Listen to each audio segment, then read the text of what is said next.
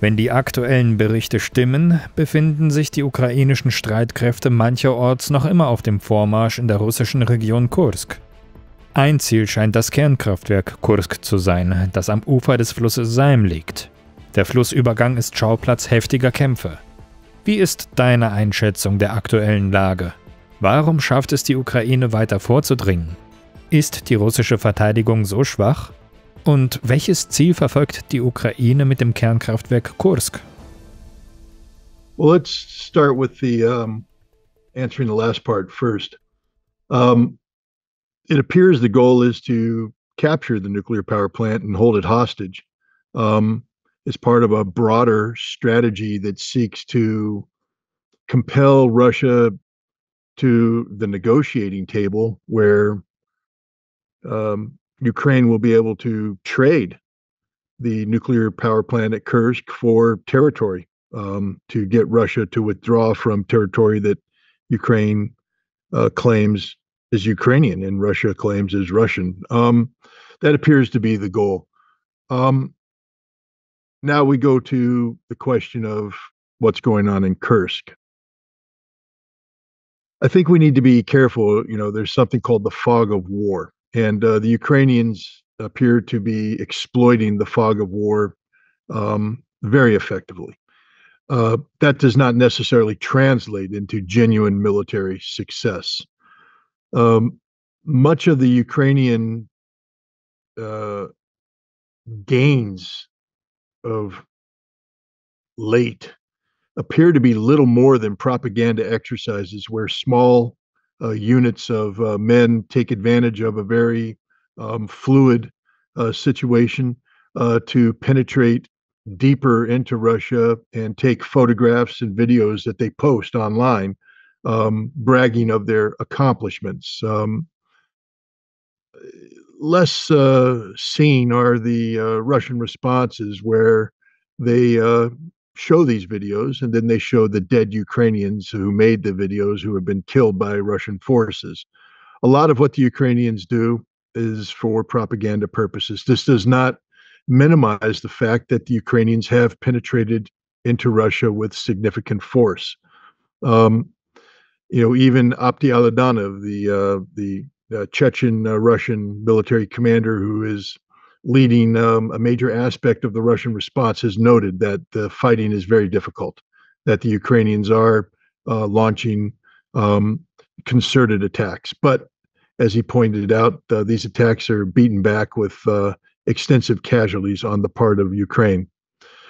I think another reality of the Kursk situation is that Russia has not panicked in terms of its military response. There is a lot of panic on social media, on Telegram channels, et cetera, where doomsayers speak of Russian incompetence and Russian weakness, et cetera. But the reality is that from a strategic perspective, the Kursk operation has more political value for Ukraine than military value. In fact, from a military perspective, it's an absolute disaster. Ukraine has put in its best equipped and best trained strategic reserves, which are being decimated as we speak, in order to sustain the perception of continued advancement. Ukraine has had to pull brigades out of the front lines in the Donbass, Zaporizhia region, put them into Kursk, where they're being destroyed in fruitless attacks against Russian defenses, which are solidifying as we speak. What is not being talked about so much in the Western press is what's happening in the Donbass, where the Ukrainian positions are collapsing as we speak. Russia is making dramatic advances, seizing critical Ukrainian defenses, lines of communications, logistics hubs, command hubs, and Ukraine has no forces to plug these holes. Why? Because they went to Kursk. And Kursk will go down in history as a strategic failure for Ukraine, akin to what Nazi Germany did in 1944 December, when they sent the last of their strategic reserves in the West in a desperate attack against the Allies, seeking to capture the port of Antwerp and break separating, splitting the Allied forces in two and stalling the attack. Ukraine had hoped that they would be able to get Russia to divert significant military resources from the Donbass to Kursk, thereby stopping the Russian momentum. That did not happen. Russia is destroying, defeating a collapsing Ukrainian military in the Donbass. While in Kursk, the attack is becoming more and more difficult to sustain for the Ukrainians. Keep in mind that the further they advance into Russia, and it's not really a significant penetration, the more difficult it comes to supply these troops with ammunition, fuel, etc. And these forces are being worn down. It is a bloody battle of attrition. And in the end, Russia will not only retake all of the land that Ukraine has temporarily occupied in Kursk, but the Russian victory in Donbass will be absolute. In einem öffentlichen Statement erklärte der ukrainische Präsident Wladimir Selenskyj, das Ziel des Vorstoßes nach Kursk sei es, eine Pufferzone zu schaffen und Russland ökonomischen Schaden zuzufügen. Darüber hinaus gehe es darum, Austauschmasse zu beschaffen. Er meint damit offenbar Gefangene zu machen, um sie schließlich als Druckmittel zu benutzen oder mit ihnen ukrainische Gefangene auszutauschen.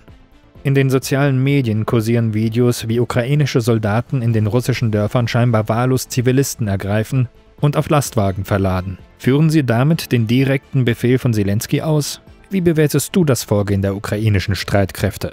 Entspricht das einer professionellen militärischen Taktik? The seizure of civilians and holding them hostage or taking them prisoner is always a war crime, no matter what. The evacuation of civilians from frontline positions is not a war crime. The question is what Ukraine doing an evacuation of civilians or the seizing of civilians as hostages?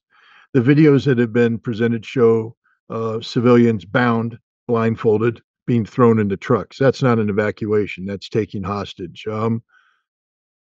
Russia has already captured some of the Ukrainians who have appeared in that film, and this is, again, what the Ukrainians are engaged in is a large-scale propaganda exercise that will ultimately fail.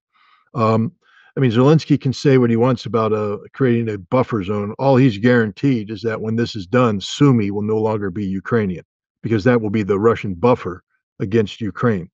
The idea that Ukraine was going to compel Russia to a negotiating table by its actions in Kursk is likewise ludicrous. Vladimir Putin, back in June, said that Russia was open to negotiations, and indeed he put a modified version of the April 2022 Istanbul communique on the table, saying this is the Russian position. He also said that if Ukraine rejects this, that there will never be another Russian position other than unconditional surrender. Ukraine has rejected it by going into Kursk. Ukraine has forced the Russian government to say that negotiations are dead. There will never be a negotiation, that the only way this ends is with the unconditional surrender of Ukraine. So in many ways, Zelenskyj slit his own throat by doing this. Zelenskyj is very good at posturing, very good at making grand statements, and very bad at backing up this posturing and statements with meaningful results on the battlefield. The Kursk incursion will ultimately result in the defeat of the Ukrainian forces, and it will be seen as contributing to the larger defeat of Ukraine by recklessly throwing away strategic reserves that might have been able to stabilize the front in the Donbass had they been used properly. Am Wochenende hatte die Washington Post berichtet, dass durch den ukrainischen Vorstoß nach Kursk geheime Verhandlungen zwischen der Ukraine und Russland in Katar unterbrochen wurden. Angeblich soll der Westen von dem ukrainischen Angriff völlig überrascht worden sein. Russland hat direkt erklärt, dass solche Verhandlungen gar nicht stattgefunden haben. Das alles sei Teil der hybriden Kriegsführung des NATO-Westens. Der russische Außenminister Sergei Lavrov machte zudem deutlich, dass durch den Angriff auf Kursk eine Verhandlungslösung mit der ukrainischen Führung fortan ausgeschlossen sei. Was sagst du zu den Berichten über angebliche Geheimverhandlungen in Katar? Und wird es überhaupt noch Verhandlungen geben zwischen der Ukraine und Russland? I think the NATO, the United States, Ukraine, and Europe have been engaged in a information warfare campaign that's designed to make Russia look weak, designed to make Putin look like he's an ineffective leader. For some time now, they've been trying to sell the idea that Putin is desperate for peace, looking for an off ramp, and and is open to negotiations. This posture is designed to counter the reality that there is no negotiation with Russia that can succeed based upon the demands of the Ukrainian government. That even the international community, when they gathered in Switzerland recently, rejected the notion of a Zelensky peace plan. There are many nations that are hopeful that there can be a negotiated settlement, and some of these nations are friends of Russia. And so, by engaging in this information warfare, NATO and the collective West there appears to be trying to drive a wedge between Russia and its allies by putting pressure on Russia to pursue a negotiated end to this conflict.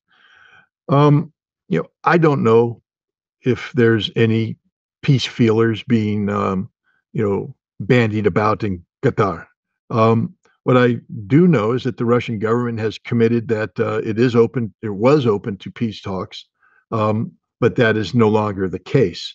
Were there discussions, secret discussions? I don't know. It seems to me that in this complicated world where the battlefield oftentimes plays a more minor role than geopolitical posturing, where Russia is, trying to manage a global coalition that it's trying to assemble at BRICS, in the BRICS conference in October, trying to keep this coalition together in spite of the conflict in Ukraine. It would make sense for Russia to have a diplomatic safety valve, pressure valve, where they were engaged in some sort of talks, just to say we are open to this process. After Kursk, though, that this process is over. Russia is, I think, even more united today in finishing this conflict on its own terms.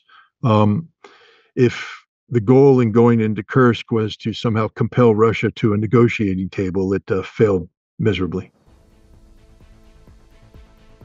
Vergangene Woche fing die weißrussische Luftabwehr zahlreiche ukrainische Drohnen ab, die in ihren Luftraum eingedrungen waren. Präsident Alexander Lukaschenko ließ daraufhin die weißrussischen Streitkräfte auf die höchste Alarmstufe versetzen und machte klar, ein Grenzübertritt der Ukrainer ist der Beginn des Krieges. Provoziert die Ukraine bewusst ihren nördlichen Nachbarn? Was wären die Folgen eines Kriegseintritts von Weißrussland? Wie stark sind die weißrussischen Streitkräfte? The Belarusian army is untested in combat. It is not the professional army of Russia. It has a large number of conscripts. However, over the course of 2+ years, the Belarusian military has benefited from training provided by combat-hardened veterans from Russia, in particular the former Wagner forces. So the notion that the Belarusian forces would not be able to function in a modern conflict is absurd. Belarus is not looking for a war with Ukraine. It's made that point very clear. But Belarus has said that it will defend itself from any provocation from Ukraine or from Poland or from the West. Why would Ukraine provoke Belarus? Because Ukraine is desperate right now. Its gambit in Kursk is failing. It's lost the war in the Donbass, and its only hope of survival is to have NATO intervene on its behalf. And perhaps Ukraine believes somehow by provoking Belarus into a precipitous response that it might be able to trigger Poland, for instance, moving into Western Ukraine to forestall a Belarusian attack. Who knows what's going on in the minds of Zelensky and advisors. I don't believe Belarus is going to take the bait. I don't think Belarus wants to be part of a broader conflict. Belarus is supportive of the Russian objectives, but also uh, realistic about its own position. I think the Belarusian people would definitely support the government and any defense against an attack by Ukraine, but that it is politically problematic for Belarus to invade Ukraine. So I think Ukraine is taking advantage of this political situation, reality, by trying to provoke Ukraine or Belarus into doing something that could cause uh, political unrest on the home front and maybe provide a justification for NATO intervention into Western Ukraine. Um, it's an act of desperation on the part of Ukraine, similar to other acts of desperation like invading Kursk, that ultimately I think will end in failure.